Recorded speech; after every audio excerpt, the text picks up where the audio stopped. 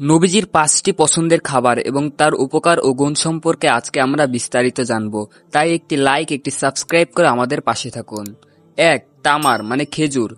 খেজুর খাওয়ার গুরুত্ব বোঝানোর জন্য রাসূল সাল্লাল্লাহু আলাইহি ওয়াসাল্লাম এটা বলেছেন, যে ঘরে খেজুর নেই সে ঘরে কোনো খাবারই নেই। যে ঘরে কোনো খেজুরই নেই সে ঘরে কোনো খাবারই নেই। ২. জাবিব মানে কিসমিস। ইবনে আব্বাস রাদিয়াল্লাহু থেকে বর্ণিত, তিনি বলেন, রাসূল সাল্লাল্লাহু আলাইহি ওয়াসাল্লাম এর জন্য কিসমিস ভিজিয়ে রাখা হতো এবং তিনি সেগুলো পান করতেন। ৩. আসাল মানে মধু।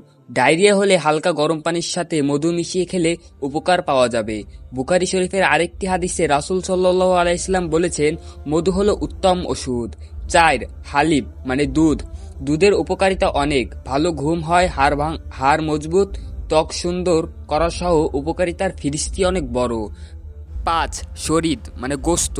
রুটিতে তৈরি খাবার। শরীদ হলো গোশতের ঝোলে ভেজানো টুকরো টুকরো রুটি দিয়ে তৈরি খাবার। হ্যালো বন্ধুরা, একটি লাইক, একটি সাবস্ক্রাইব করে আমাদের পাশে থাকুন।